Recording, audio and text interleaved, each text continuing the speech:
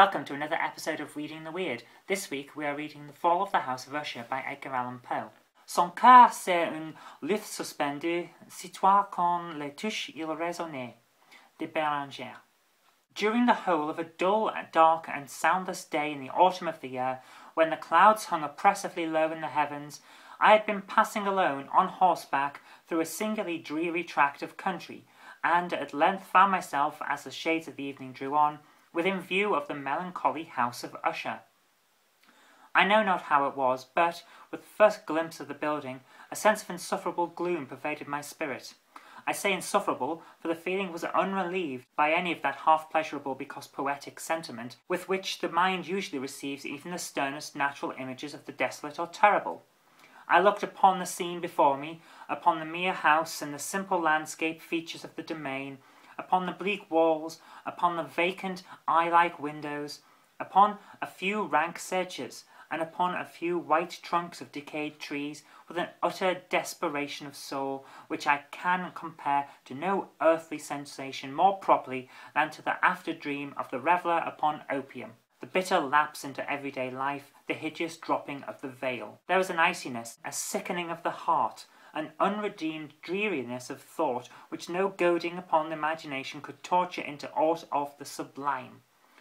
What was it, I paused to think, what was it that was so unnerved me in the contemplation of the house of Usher? It was a mystery all insoluble, nor could I grapple with the shadowy fancies that crowded upon me as I pondered. I was forced to fall back upon the unsatisfactory conclusion that while beyond doubt there are combinations of very simple natural objects which have the power of thus affecting us, still the analysis of this power lies among considerations beyond our depth. It was possible, I reflected, that a mere different arrangement of the particulars of the scene, of the details of the picture, would be sufficient to modify or perhaps to annihilate its capacity for sorrowful impression, and, acting upon this idea, I reined my horse to the precipitous brink of a black and lurid tarn that lay in unruffled lustre by the dwelling, and gazed down, but with a shudder even more thrilling than before, upon the remodelled and inverted images of the grey sedge and the ghastly tree stems and the vacant and eye-like windows. Nevertheless, in this mansion of gloom I now proposed to myself a sojourn of some weeks. Its proprietor, Roderick Usher, had been one of my boon companions in boyhood, but many years had elapsed since our last meeting. A letter, however, had lately reached me in a distant part of the country, a letter from him, which, in its wildly inopportune nature, had admitted of no other than a personal reply. The manuscript gave evidence of nervous agitation. The writer spoke of acute bodily illness, of a mental disorder which oppressed him, and of an earnest desire to see me as his best, and indeed his only personal friend, with a view of attempting, by the cheerfulness of my society, some alleviation of his malady. It was the manner in which all this, and much more, was said, it was the apparent heart that went with his request, which allowed me no room for hesitation, and I accordingly obeyed forthwith what I still considered a very singular summons. Although as boys we had been even intimate associates, yet I really knew little of my friend. His reserve had been always excessive and habitual. I was aware, however, that his very ancient family had been noted, time out of mind, for a peculiar sensibility of temperament, displaying itself through long ages in many works of exalted art and manifested of late in repeated deeds of munificent yet unobtrusive charity, as well as in a passionate devotion to the intricacies, perhaps even more than to the orthodox and easily recognizable beauties, of musical science. I had learned, too, the very remarkable fact that the stem of the Usher race, all time-honoured as it was, had put forth at no period any enduring branch. In other words, that the entire family lay in a direct line of descent, and had always, with very trifling and very temporary variation, so lain. It was with this deficiency I considered, while running over in thought the perfect keeping of the character of the premises, which with the accredited character of the people. And while speculating upon the possible influence which the one, in the long lapse of centuries, might have exercised upon the other, it was this deficiency, perhaps, of collateral issue, that the consequent undeviating transmission from sire to son of the patrimony with the name which had at length so identified the two as to merge the original title of the estate in the quaint and equivocal appellation of the House of Usher. an appellation which seemed to include, in the minds of the peasantry who used it, both the family and the family mansion. I have said that the sole effect of my somewhat childish experiment, that of looking down within the tarn, had been to deepen the first singular impression. There can be no doubt that the consciousness of my superstition, for why should I not so term it, served mainly to accelerate the increase itself. Such, I have long known, is the paradoxical law of all sentiments having terror as a basis, and it might have been for this reason only that, when I again uplifted my eyes to the house itself, from its image in the pool there grew in my mind a strange fancy, a fancy so ridiculous indeed that I but mention it to show the vivid force of the sensations which oppressed me. I had so worked upon my imagination as really to believe that about the whole mansion and domain there hung an atmosphere peculiar to themselves and their immediate vicinity, an atmosphere which had no affinity with the air of heaven, but which had reeked up from decayed trees and the grey wall and the silent tarn a pestilent and mystic vapour, dull, sluggish, faintly discernible, and leaden-hued. Shaking off from my spirit what must have been a dream, I scanned more narrowly the real aspect of the building. Its principal feature seemed to be that of an excessive antiquity. The discoloration of ages had been great. Minute fungi overspread the whole exterior, hanging in a fine tangled webwork from the eaves. Yet all this was apart from any extraordinary dilapidation. No portion of the masonry had fallen, and there appeared to be a wild inconsistency between its still perfect adaptation of parts and the crumbling condition of the individual stones. In this there was much that reminded me of the specious totality of old woodwork, which had rotted for long years in some neglected vault, with no disturbance from the breath of external air. Beyond this indication of extensive decay, however, the fabric gave me little token of instability. Perhaps the eye of a scrutinizing observer might have discovered a barely perceptible fissure, which, extending from the roof of the building in front, made its way down the wall in a zigzag direction until it became lost in the sullen waters of the tarn. Noticing these things, I rode over a short causeway to the house. A servant in waiting took my horse, and I entered the Gothic archway of the hall. A valet of stealthy step thence conducted me in silence through many dark and intricate passages in my progress to the studio of his master. Much that I encountered on the way contributed, I know not how, to heighten the vague sentiments of which I had already spoken. While the objects around me, while the carvings of the ceilings, the sombre tapestries of the walls, the ebon blackness of the floors, and the phantasmagoric armorial trophies which rattled as I strode, were but matters to which, or to such as which, I had been accustomed from my infancy, while I hesitated not to acknowledge how familiar was all this, I still wondered to find how unfamiliar were the fancies which ordinary images were stirring up. On one of the staircases I met the physician of the family. His countenance, I thought, wore a mingled expression of low cunning and perplexity. He accosted me with his trepidation and passed on. The valet now threw open a door and ushered me into the presence of his master. The room in which I found myself was very large and lofty. The windows were long, narrowed, and pointed, and at so vast a distance from the black oaken floor as to be altogether inaccessible from within. Feeble gleams of encrimsoned light made their way through the trestled panes, and served to render sufficiently distinct the more prominent objects around. The eye, however, struggled in vain to reach the remoter angles of the chamber, or the recesses of the vaulted and fretted ceiling. Dark draperies hung upon the walls. The general furniture was profuse, comfortless, antique, and tattered. Many books and musical instruments lay scattered about, but failed to give any vitality to the scene. I felt that I breathed an atmosphere of sorrow. An air of stern, deep, and irredeemable gloom hung over and pervaded all. Upon my entrance, Usher arose from a sofa on which he had been lying at full length, and greeted me with a vivacious warmth which had much in it. I at first thought of an overdone cordiality, of the constrained effort of the ennuyé man of the world. A glance, however, at his countenance convinced me of his perfect sincerity. We sat down, and for some moments, while he spoke not, I gazed upon him with a feeling half of pity, half of awe. Surely man had never before so terribly altered in so brief a period as had Roderick Usher. It was with difficulty that I could bring myself to admit the identity of the wan being before me with the companion of my early boyhood. Yet the character of his face had been at all times remarkable, a cadaverousness of complexion, an eye large, liquid and luminous, beyond comparison, lips somewhat thin and very pallid, but of a surpassing beautiful curve, a nose of a delicate Hebrew model, but with a breadth of nostril unusual in similar formations, a finely moulded chin, speaking, in its want of prominence, of a want of moral energy, hair of a more than web-like softness and tenuity. These features, with an inordinate expansion above the regions of the temple, made up altogether a countenance not easily to be forgotten. And now, in the mere exaggeration of the prevailing character of those features, and of the expression they were wont to convey, lay so much of change that I doubted to whom I spoke.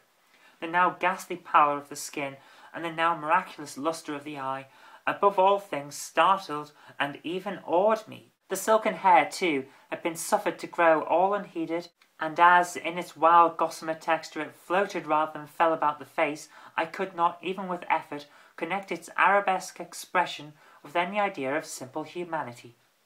In the manner of my friend, I was at once struck with an incoherence, an inconsistency. I soon found this to arise from a series of feeble and futile struggles to overcome an habitual trepidancy, an excessive nervous agitation.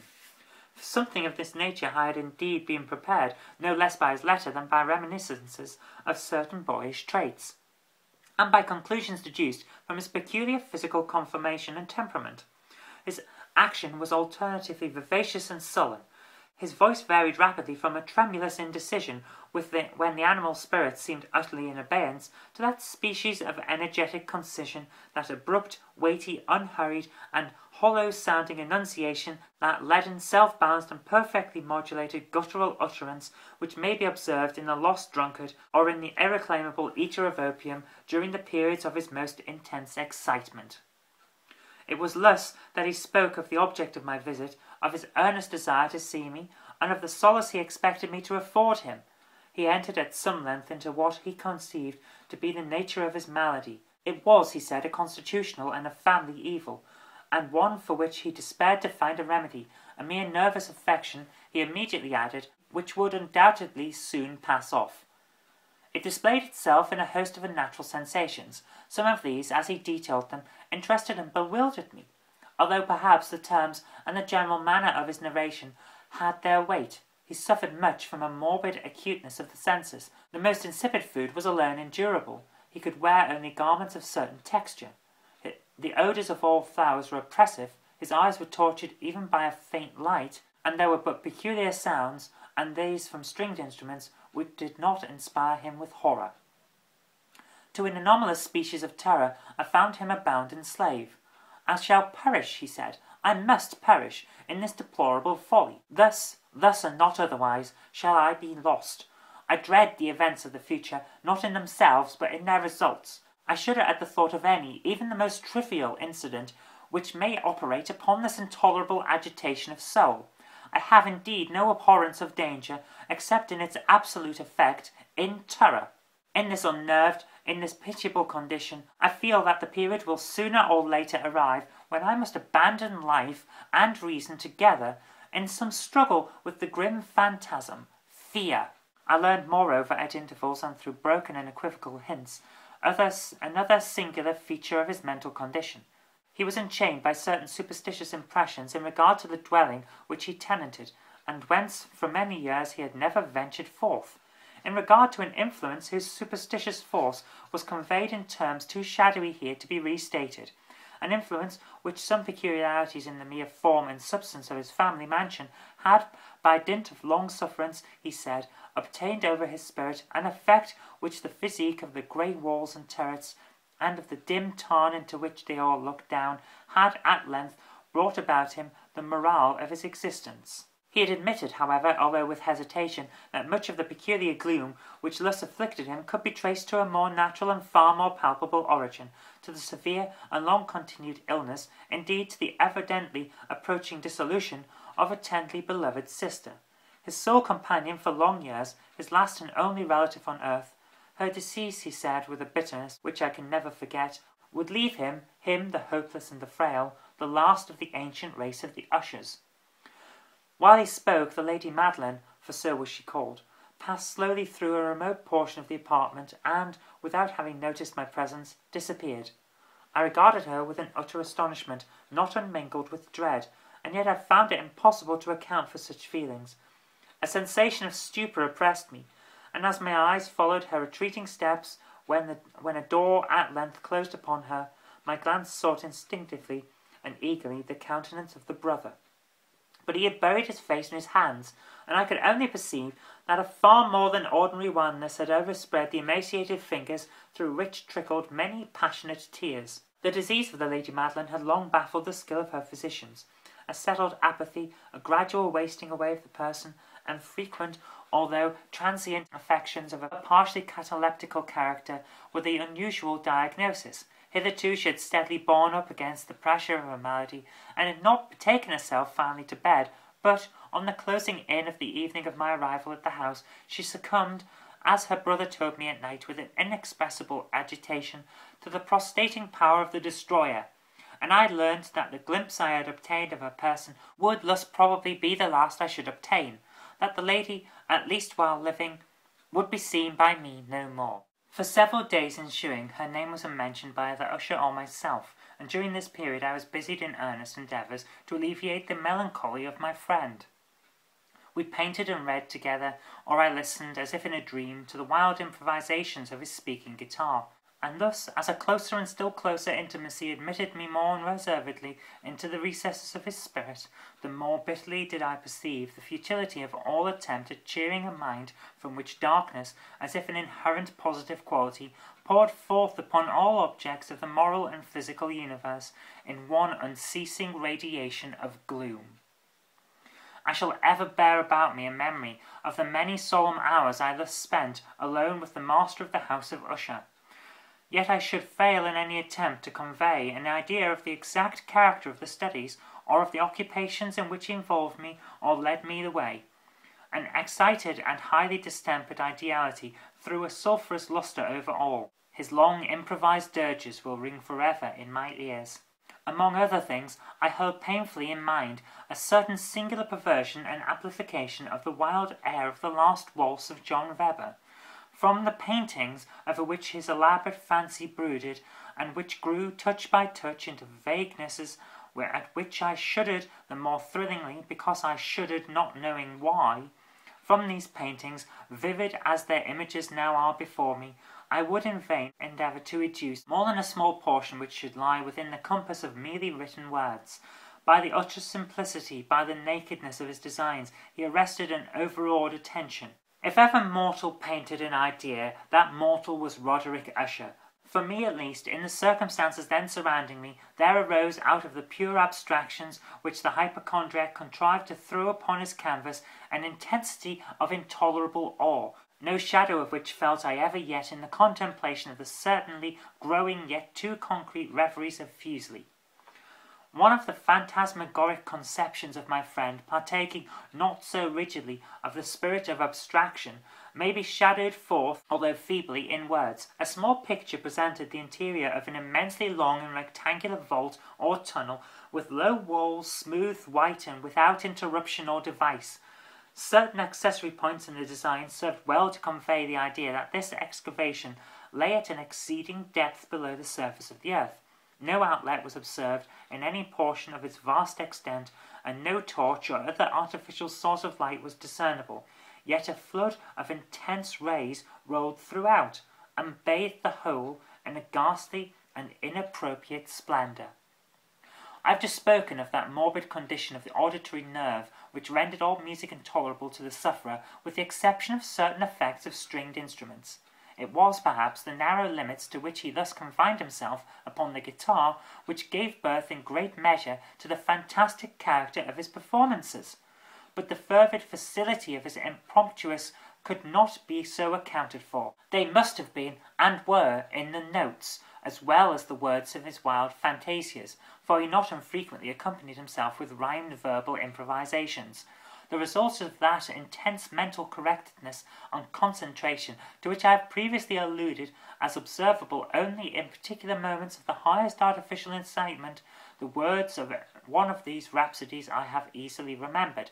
I was, perhaps, the more forcibly impressed with it, as he gave it, because, in the under or mystic current of its meaning, I fancied that I perceived, and for the first time, a full consciousness, on the part of Usher, of the tottering of his lofty reason upon her throne.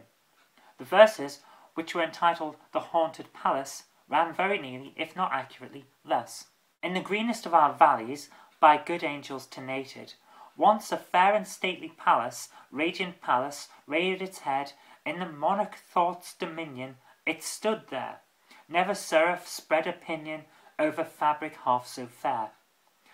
Banners, yellow, glorious, golden, on its roof did float and flow. This, all this, was in the olden time long ago. And every gentle air that dallied in that sweet day, along the ramparts plumed and pallied, a winged odour went away. Wonders in that happy valley, though two luminous windows saw spirits moving musically to a lute's well-tuned law. Round about a throne where sitting Porphyrogene, in the state his glory well befitting, the ruler of the realm was seen. And all with pearl and ruby glowing was the fair palace door, through which came flowing, flowing, flowing, and sparkling evermore, a troop of echoes whose sweet duty was but to sing, in voice of surpassing beauty, the wit and wisdom of their king. But evil things in robes of sorrow assailed the monarch's high estate. Ah, let us mourn, for never morrow shall dawn upon him desolate. And round about his home the glory that blushed and bloomed is but a dim remembered story of the old time entombed. And travellers now within that valley, though the red litten windows see vast forms that move fantastically to a discordant melody, while like a rapid ghastly river through the pale door a hideous throng rush out forever, and laugh but smile no more. I well remember that suggestions arising from this ballad led us into a train of thought wherein there became manifest an opinion of Usher's which I mention not so much on account of its novelty, for other men have thought thus, as on account of the pertinacity with which he maintained it. This opinion, in its general form, was that of the sentience of all vegetable things, but in his disordered fantasy the idea had assumed a more daring character and trespassed under certain conditions upon the kingdom of inorganization. I lack words to express the full extent of the earnest abandon of his persuasion.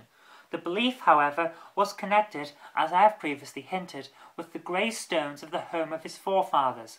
The conditions of the sentience had been here, he imagined, fulfilled in the method of collection of these stones, in the order of their arrangement, as well as in that of the many fungi which overspread them, and of the decayed trees which stood around, above all, in the long undisturbed endurance of this arrangement, and in its reduplication in the still waters of the tarn.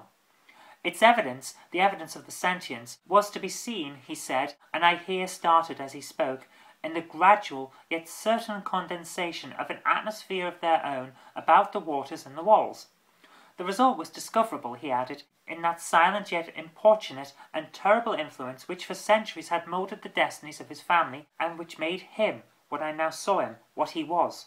Such opinions need no comment, and I will make none. Our books, the books which for years had formed no small portion of the mental existence of the invalid, were, as might be supposed, in strict keeping with the character of phantasm.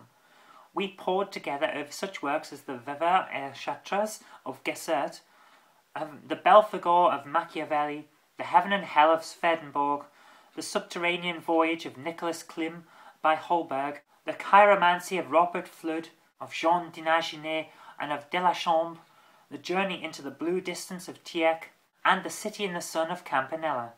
One favourite volume was a small octavio edition of the Directorium Inquisitorum by the Dominican Emmerich de Giron, and there were passages in Pompinus Mela about the old African sages and Egyptians, over which Usher would sit dreaming for hours. His chief delight, however, was found in the perusal of an exceedingly rare and curious book in quarto Gothic, the Manual of a Forgotten Church, the Vigilio Moratorum Secundum Coram Ecclesiae Maguntinae. I could not help thinking of the wild ritual of this work, and of its probable influence upon the hypochondriac, when one evening, having informed me abruptly that the Lady Madeline was no more, he stated his intention of preserving her corpse for a fortnight, previously to its final interment, in one of the numerous vaults within the main walls of the building. The worldly reason, however, assigned for this singular proceeding was one which I did not feel at liberty to dispute. The brother had been led to his resolution, so he told me, by consideration of the unusual character of the malady of the deceased, of certain obtrusive and eager inquiries on the part of her medical men, and of the remote and exposed situation of the burial ground of the family. I will not deny that when I called to mind the sinister countenance of the person whom I met upon the staircase on the day of my arrival at the house, I had no desire to oppose what I regarded as at best but a harmless and by no means an unnatural precaution. At the request of Usher, I personally aided him in the arrangements for the temporary entombment. The body having been encoffined, we two alone bore it to its rest. The vault in which we placed it, and which had been so long unopened that our torches, half smothered in its impressive atmosphere, gave us little opportunity for investigation, was small, damp, and entirely without means of admission for light, lying at great depth immediately beneath that portion of the building in which was my own sleeping apartment. It had been used, apparently, in remote feudal times, for the worst purposes of a donjon keep, and in later days as a place of deposit for powder, or some other highly combustible substance, as a portion of its floor and the whole interior of a long archway through which we reached it were carefully sheathed with copper. The door, of massive iron, had been also similarly protected. Its immense weight caused an unusually sharp grating sound as it moved upon its hinges. Having deposited our mournful burden upon the trestles within this region of horror, we partially turned aside the yet unscrewed lid of the coffin and looked upon the face of the tenant. A striking similitude between the brother and sister now first arrested my attention, and Usher, divining perhaps my thoughts, murmured out some few words from which I learned that the deceased and himself had been twins, and that sympathies of a scarcely intelligible nature had always existed between them. Our glances, however, rested not long upon the dead, for we could not regard her unawed. The disease which had thus entombed the lady in the maturity of youth had left, as usual in all maladies of a strictly cataleptical character, the mockery of a faint blush upon the bosom and the face, and that suspiciously lingering smile upon the lip which is so terrible in death. We replaced and screwed down the lid, and, having secured the door of iron, made our way with toil into the scarcely less gloomy apartments of the upper portion of the house. And now, some days of bitter grief having elapsed, an observable change came over the features of the mental disorder of my friend. His ordinary manner had vanished, his ordinary occupations were neglected or forgotten. He roamed from chamber to chamber with hurried, unequal, and objectless step. The pallor of his countenance had assumed, if possible, a more ghastly hue, but the luminousness of his eye had utterly gone out. The once occasional huskiness of his tone was heard no more, and a tremulous quaver, as if of extreme terror, habitually characterized his utterance. There were times, indeed, when I thought his unceasingly agitated mind was labouring with some oppressive secret, to divulge which he struggled for the necessary courage. At times, again, I was obliged to resolve all into the mere inexplicable vagaries of madness, for I beheld him gazing upon vacancy for long hours in an attitude of the profoundest attention, as if listening to some imaginary sound. It was no wonder that his condition terrified, that it infected me. I felt creeping upon me by slow yet certain degrees the wild influences of his own fantastic yet impressive superstitions. It was especially upon retiring to bed late in the night of the 7th or 8th day, after the placing of the Lady Madeline within the dungeon, that I experienced the full power of such feelings. Sleep came not near my couch. While the hours waned and waned away, I struggled to reason off the nervousness which had dominion over me. I endeavoured to believe that much, if not all, of what I felt was due to the bewildering influence of the gloomy furniture of the room, of the dark and tattered draperies which, tortured into motion by the breath of a rising tempest, swayed fitfully to and fro upon the walls and rustled uneasily about the decorations of my bed. But my efforts were fruitless. An irrepressible tremor gradually pervaded my frame, and at length there sat upon my very heart an incubus of utterly causeless alarm. Shaking this off with a gasp and a struggle, I uplifted myself upon the pillows, and, peering earnestly within the intense darkness of the chamber, hearkened, I know not why, except that an instinctive spirit prompted me, to certain low and indefinite sounds which came through the pauses of the storm at long intervals, I knew not whence. Overpowered by an intense sentiment of horror, unaccountable yet unendurable, I threw on my clothes with haste, for I felt that I should sleep no more during the night, and endeavoured to arouse myself from the pitiable condition into which I had fallen by pacing rapidly to and fro through the apartment. I had taken but few turns in this manner when a light step on an adjoining staircase arrested my attention. I presently recognised it as that of Usher. In an instant afterwards he rapped, with a gentle touch, at my door, and entered, bearing a lamp. His countenance was, as usual, cadaverously wan, but, moreover, there was a species of mad hilarity in his eyes, and evidently restrained hysteria in his whole demeanour. His air appalled me, but anything was preferable to the solitude which I had so long endured, and I even welcomed his presence as a relief. "And you have not seen it," he said abruptly, after having stared about him for some moments in silence. "You have not then seen it? But stay, you shall." Thus speaking, and having carefully shaded his lamp, he hurried to one of the casements, and threw it freely open to the storm. The impetuous fury of the entering gust nearly lifted us from our feet. It was, indeed, a tempestuous yet sternly beautiful night, and one wildly singular in its terror and its beauty. A whirlwind had apparently collected its force in our vicinity, for there were frequent and violent alterations in the direction of the wind, and the exceeding density of the clouds, which hung so low as to press upon the turrets of the house, did not prevent our perceiving the lifelike velocity with which they flew careering from all points against each other, without passing away into the distance. I say that even their exceeding density did not prevent our perceiving this, yet we had no glimpse of the moon or stars. Nor was there any flashing forth of the lightning, but the under surfaces of the huge masses of agitated vapour, as well as all terrestrial objects immediately around us, were glowing in the unnatural light of a faintly luminous and distinctly visible gaseous exhalation which hung about and enshrouded the mansion. "You must not, you shall not behold this," said I shudderingly to Usher, as I led him with a gentle violence from the window to a seat. "These appearances which bewilder you are merely electrical phenomena not uncommon, or it may be that they have their ghastly origin in the rank miasma of the tarn. Let us close the casement. The air is chilling and dangerous to your frame. Here is one of your favourite romances. I will read, and you shall listen, and so we will pass away this terrible night together." The antique volume which I had taken up was the Mad Trist of Sir Launcelot Canning, but I had called it a favourite of Usher's, and more in sad jest than in earnest. For, in truth, there was little in its uncouth and unimaginative prolixity which could have had interest for the lofty and spiritual ideality of my friend. It was, however, the only book immediately at hand, and I indulged a vague hope that the excitement which now agitated the hypochondriac might find relief, for the history of mental disorder is full of similar anomalies, even in the extremities of the folly which I should read. Could I have judged, indeed, by the wild overstrained air of vivacity with which he hearkened, or apparently hearkened, to the words of the tale, I might well have congratulated myself upon the success of my design. I had arrived at that well-known portion of the story where Ethelred, the hero of the tryst, having sought in vain for peaceable admission into the dwelling of the hermit, proceeds to make good an entrance by force.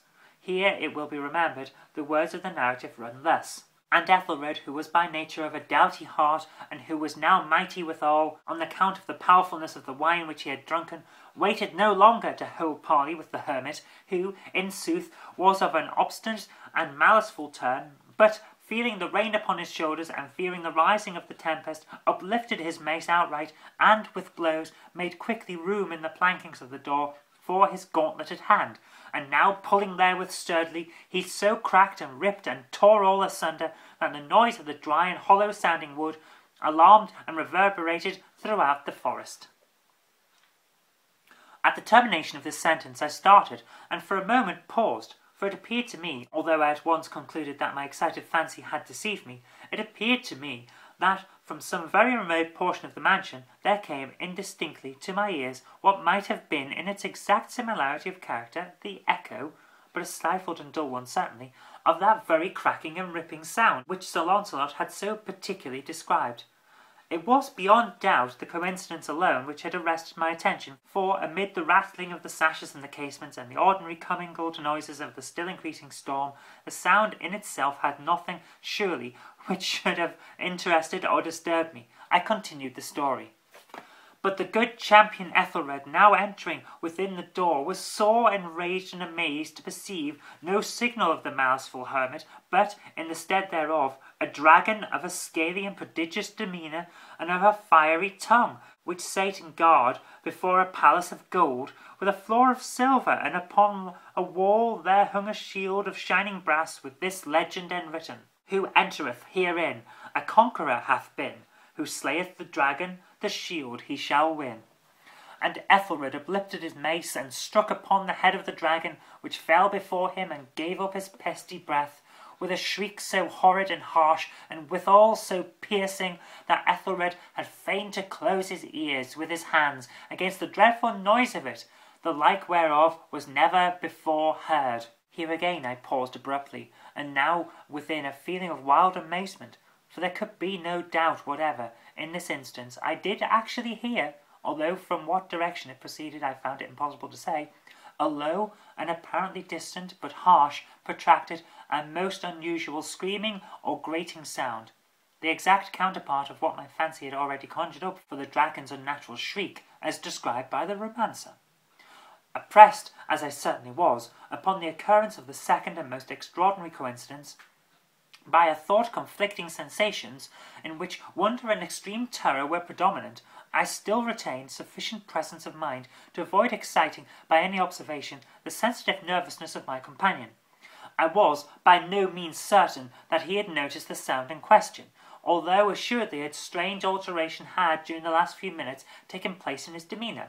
From a position fronting my own, he had gradually brought round his chair so as to sit with his face to the door of the chamber, and thus I could but partially perceive his features, although I saw that his lips trembled as if he were murmuring inaudibly. His head had dropped upon his breast, yet I knew that he was not asleep from the wide and rigid opening of an eye, as I caught a glance of it in profile. The motion of his body, too, was at variance with the idea, for he rocked from side to side with a gentle yet constant and uniform sway. Having rapidly taken notice of all this, I resumed the narrative of Sir Launcelot, which thus proceeded: And now the champion, having escaped from the terrible fury of the dragon, bethinking himself of the brazen shield, and of the breaking up of the enchantment which was upon it, removed the carcass from out of the way before him, and approached valorously over the silver pavement of the castle to where the shield was upon the wall, which in sooth tarried not for his full coming, but fell down at his feet upon the silver floor with a mighty great and terrible ringing sound. No sooner had these syllables passed my lips, than, as if the shield of brass had indeed at that moment fallen heavily upon a floor of silver, I became aware of a distinct, hollow, metallic, and clangorous yet apparently muffled reverberation. Completely unnerved, I leapt from my feet, but the measured rocking movement of Usher was undisturbed. I rushed to the chair in which he sat. His eyes were bent fixedly before him, and throughout his whole countenance there reigned a stony rigidity. But, as I placed my hand upon his shoulder, there came a strong shudder over his whole person. A sickly smile quivered about his lips, and I saw that he spoke in a low, hurried, and gibbering murmur, as if unconscious of my presence. Bending closely over him, I at length drank in the hideous import of his words. Not hear it? Yes, I hear it. I have heard it. Long, many minutes, many hours, many days. I have heard it, yet I dared not. Oh, pity me, miserable wretch that I am. I dared not speak. We have put her living in the tomb. Said I not that my senses were acute? I now tell you that I heard her first feeble movement in the hollow coffin. I heard them many days ago, yet I dared not speak. And now tonight, Ethelred, ha! The breaking of the hermit's door, and the death cry of the dragon, and the clangor of the shield, say rather the rending of her coffin, and the grating of the iron hinges of her prison, and her struggles within the coppered archway of the vault. Oh, whither shall I fly? Will she not be here anon? Is she not hurrying to upbraid me for my haste? Have I not heard her footstep on the stair? Do I not distinguish that heavy and horrible beating of her heart? Madman! Here he sprang furiously to his feet and shrieked out his syllables, as if in the effort he were giving up his soul.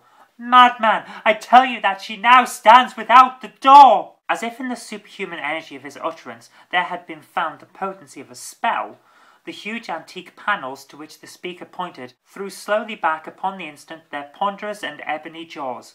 It was the work of the rushing gust, but then without those doors there did stand the lofty and enshrouded figure of the Lady Madeline of Usher. There was blood upon her white robes, and the evidence of some bitter struggle upon every portion of her emaciated frame. For a moment she remained trembling and reeling to and fro upon the threshold, then, with a low moaning cry, fell heavily inward upon the person of her brother, and, in her violent and now final death agonies, bore him to the floor a corpse, and a victim to the terrors he had anticipated. From that chamber and from that mansion I fled aghast. The storm was still abroad in all its wrath as I found myself crossing the old causeway. Suddenly there shot along the path a wild light, and I turned to see whence a gleam so unusual could have issued. For the vast house and its shadows were alone behind me. The radiance was that of the full setting and blood-red moon, which now shone vividly through that once barely discernible fissure of which I have before spoken as extending from the roof of the building in a zigzag direction to the base. While I gazed, this fissure rapidly widened. There came a fierce breath of the whirlwind. The entire orb of the satellite burst at once upon my sight. My brain reeled as I saw the mighty walls rushing asunder. There was a long tumultuous shouting sound, like the voice of 1,000 waters, and the deep and dark tarn at my feet closed sullenly and silently over the fragments of the House of Usher. And that concludes our story. Thank you very much for joining us for this reading of The House of Usher by Edgar Allan Poe. This has been Reading the Weird. I've been Zoe Kirk-Robinson, and you've been watching the ZJKR channel. If you did like this, remember to click the like button and share it with your friends so that they can hear a good story too. And do subscribe for future videos because there will be more in the future. But that's all we've got time for this week, and next week we'll be back with more weird tales.